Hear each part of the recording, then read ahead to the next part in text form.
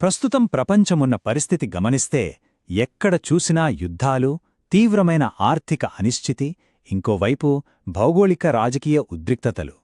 ఇలాంటి గందరగోళ సమయంలో భారత ప్రధానమంత్రి నరేంద్రమోదీ ఒక 5 దేశాల దౌత్య పర్యటన చేపట్టడం చాలా ఆసక్తికరంగా మారింది. సాధారణంగా పక్కా వ్యూహాత్మక లక్ష్యాలు లేకుండా ఇలాంటి టూర్స్ జరగవని మనందరికీ తెలిసిందే కదా. ఈ పర్యటన వెనక ఉన్న ఆ 10 మాస్టర్ స్ట్రాటజీలేంటో ఈ విశ్లేషణలో మనం డీకోడ్ చేద్దాం. ఈ 10 దౌత్య లక్ష్యాలను మనం సులభంగా అర్థం చేసుకోవడానికి 5 ప్రధాన భాగాలుగా చూద్దాం. పర్యటన వెనుక ఉన్న అసలు రహస్యం, ఆర్థిక ఇంధన భద్రత, రక్షణ సాంకేతిక సహకారం, మారుతున్న గ్లోబల్ పాలిటిక్స్, అలాగే భవిష్యత్ వ్యూహం. సో మొదటి విభాగం, ఈ పర్యటన వెనుక ఉన్న ఆ అసలు రహస్యం, మాస్టర్ స్ట్రాటజీని బయటికి తీద్దాం. మే 15 నుంచి ఒక 5-6 రోజులపాటు జరిగిన ఈ టూర్లో యుఏఈ, నార్వే, స్వీడన్, బెల్జియం ఇంకా ఇటలీ దేశాలు కవరయ్యాయి. ఇక్కడ మనం నోట్ చేసుకోవాల్సిన పాయింట్ ఒకటుంది. ఇవేమీ అమెరికా, రష్యా లేదా చైనా లాంటి భారీ సూపర్ పవర్స్ కావు. కాకపోతే ఈ 5 దేశాలను ఎంచుకోవడం వెనుకే అసలు వ్యూహం దాగి ఉంది. బయటనుంచి చూడటానికి ఇవి చాలా చిన్న దేశాలు, మనకు ఎక్కడో దూరంగా ఉన్న దేశాలు అనిపిస్తాయి. కాని రియాలిటీ ఏంటంటే ఇవి ప్రపంచ ఆర్థిక, టెక్నాలజీ, ఇంధన వ్యవస్థలను శాసించే కేంద్రాలు. అంటే గ్లోబల్ సిస్టంలో వీటి పవర్ చాలా పెద్దది అన్నమాట.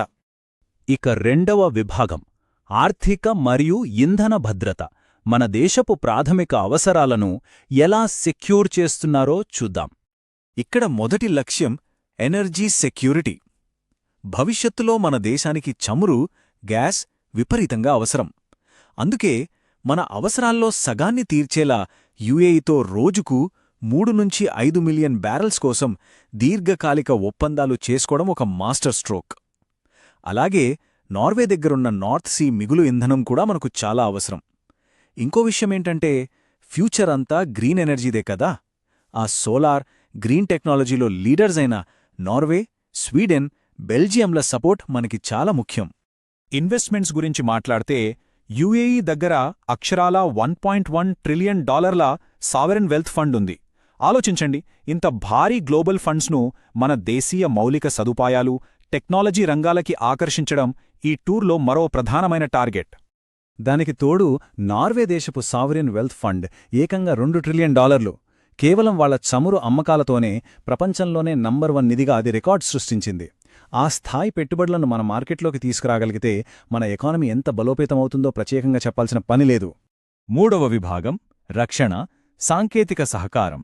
అంటే భవిష్యత్ తరాల కోసం నెక్స్ట్ జెన్ పొత్తులు. ఫ్యూచర్ డిఫెన్స్ స్ట్రాటజీని చూస్తే ఒక ఇంట్రెస్టింగ్ విషయం కనిపిస్తోంది. ప్రపంచవ్యాప్తంగా 5వ తరం ఫైటర్ జెట్స్ ఇంకా డెవలప్మెంట్ స్టేజ్లోనే ఉన్నాయి. కానీ మన టార్గెట్ ఏంటంటే 2040 కల్లా అమెరికా, చైనాలకి దీటుగా 6వ తరం అంటే 6th జనరేషన్ ఫైటర్ జెట్ను రెడీ చేయటం. దీనికోసం ఇటలీ, జర్మనీ, యూకే, జపాన్ దేశాలతో రక్షణ రంగంలో కలిసి పనిచేయటం ఒక సాలిడ్ స్టెప్ అని చెప్పొచ్చు. ఇక్కడ కేవలం రక్షణ రంగమే కాదు సుమా, ఈ దేశాలు టెక్నాలజీ పరంగా కూడా super powers. Space tech, artificial intelligence, అలాగే గ్రీన్ టెక్నాలజీల్లో ఇవే అగ్రగాములు. భవిష్యత్తును శాసించే టెక్నాలజీల తాళంచెవులు ఈ దేశాల దగ్గరే ఉన్నాయి. కాబట్టి వాటితో పార్ట్నర్షిప్స్ అత్యంత కీలకం. ఇక 4వ విభాగం, మారుతున్న ప్రపంచ భౌగోళిక రాజకీయాలు. గ్లోబల్ చెస్బోర్డ్పై మన ప్రభావాన్ని పెంచుకోవడం. ఇక్కడ మనం స్పియర్ ఆఫ్ ఇన్ఫ్లుయెన్స్ అనే కాన్సెప్ట్ గురించి మాట్లాడుకోవాలి. ఒక దేశం రియల్ గ్లోబల్ పవర్గా ఎదగాలంటే కేవలం అమెరికా, చైనా లాంటి పెద్ద దేశాలతో ఫ్రెండ్షిప్ చేస్తే సరిపోదు. ప్రపంచవ్యాప్తంగా ఉన్న వ్యూహాత్మకమైన చిన్న దేశాలతో కూడా బలమైన దౌత్య సంబంధాలు మెయింటైన్ చేయాలి. అప్పుడే మన పవర్ విస్తరిస్తుంది. ఇంకో అద్భుతమైన అవకాశమేంటంటే ట్రేడ్ రీప్లేస్మెంట్. రీసెంట్గా అమెరికా, యూరోప్ మధ్యన వాణిజ్య టారిఫ్లు, నాటో విషయంలో కొన్ని విభేదాలు వచ్చాయి కదా. సరిగ్గా ఆ గ్యాప్ను ఫిల్ చేస్తూ యూరోపియన్ మార్కెట్లోకి మన వస్తువులను, సేవలను ఎక్కువగా పంపించడానికి ఇదొక గోల్డెన్ ఛాన్స్ అని చెప్పొచ్చు. 2 వేరువేరు ప్రాంతాల అవసరాలు ఇక్కడ ఎంత పర్ఫెక్ట్గా సింక్ అవుతున్నాయో చూడండి. మన దగ్గర 15 నుంచి 64 ఏళ్ల వయసులో ఉన్న 100 కోట్లకు పైగా యువ శ్రామిక శక్తి ఉంది. అదే నార్డిక్, యూరోపియన్ దేశాల్లో చూస్తే వృద్ధాప్యం వల్ల పనిచేసేవారి సంఖ్య విపరీతంగా పడిపోతోంది. ఈ లేబర్ షార్టేజ్ని మన యువతతో భర్తీ చేయడం వల్ల రెండు వైపులా అద్భుతమైన లాభముంటుంది. యూరోప్లో అసలు మనుషుల కొరత ఎలా ఉందో ఒక చిన్న ఉదాహరణ చెప్తాను. స్వీడన్ దేశాన్ని తీసుకుంటే దాని విస్తీర్ణం దాదాపు 3 లక్షల చదరపు కిలోమీటర్లు. అది ఒక ఎకనామిక్ సూపర్ పవర్. కాని జనాభా ఎంతో తెలుసా? జస్ట్ 50 లక్షలు. అంటే మన హైదరాబాద్ జనాభాలో సగం మాత్రమే. దీన్ని బట్టి మన లేబర్ ఎక్స్పోర్ట్ స్ట్రాటజీ వాళ్లకి మనకి ఎంత అవసరమో మనం అర్థం చేసుకోవచ్చు. చివరిగా 5వ విభాగం వ్యూహాత్మక భవిష్యత్తు. అత్యున్నత భౌగోళిక ప్రదేశాలను మన ఆధీనంలో ఉంచుకోవటం. మనం ఇంటర్నేషనల్ పాలిటిక్స్ని గమనిస్తే కమ్యూనిస్ట్ చైనా అంటే యూరోపియన్ దేశాలకు ఒక రకమైన అపనమ్మకం ఉంది. సరిగ్గా ఆ టైంలో మనమొక స్ట్రాంగ్ డెమోక్రాటిక్ కంట్రీగా యూరోప్తో పార్ట్నర్షిప్ పెంచుకోవడం ద్వారా ఒక డెమోక్రాటిక్ అలయన్స్ను క్రియేట్ చేస్తున్నాం. ఇది ఖచ్చితంగా చైనా ప్రభావాన్ని బ్యాలెన్స్ చేస్తుంది.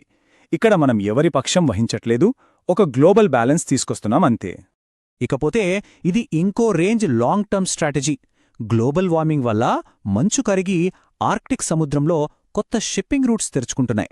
ఫ్యూచర్లో గ్లోబల్ ట్రేడ్ అంతా ఇక్కడ్నుంచే జరగొచ్చు. ఈ ఆర్క్టిక్ కౌన్సిల్లో నార్వే, స్వీడన్ దేశాలకు కీ రోల్ ఉంది. వాళ్లతో మనకున్న బంధం ద్వారా భవిష్యత్ వాణిజ్య మార్గాల్లోకి మనకు డైరెక్ట్ ఎంట్రీ దొరికినట్లే కదా. సో ఈ 10 వ్యూహాత్మక లక్ష్యాలను చూశాక ఒక ఇంట్రెస్టింగ్ ప్రశ్న మైండ్లో మెదులుతోంది. బయటికి చిన్నమిగా కనిపించే ఇలాంటి గ్లోబల్ హబ్స్ వైపు మనం వేస్తున్న ఈ అడుగులు ఫ్యూచర్లో అమెరికా, చైనా లాంటి సూపర్ పవర్స్ మధ్య ఉన్న బ్యాలెన్స్ని ఎలా మార్చబోతున్నాయి? ఈ సైలెంట్ డిప్లొమసీ ఒక కొత్త గ్లోబల్ పవర్కి పునాది వేస్తుందా? ఖచ్చితంగా దీని గురించి మనం రాబోయే రోజుల్లో ఇంకా చాలా తెలుసుకోవాల్సిందే. ఈ విశ్లేషణని ఇంత ఓపికగా ఫాలో అయినందుకు థాంక్యూ.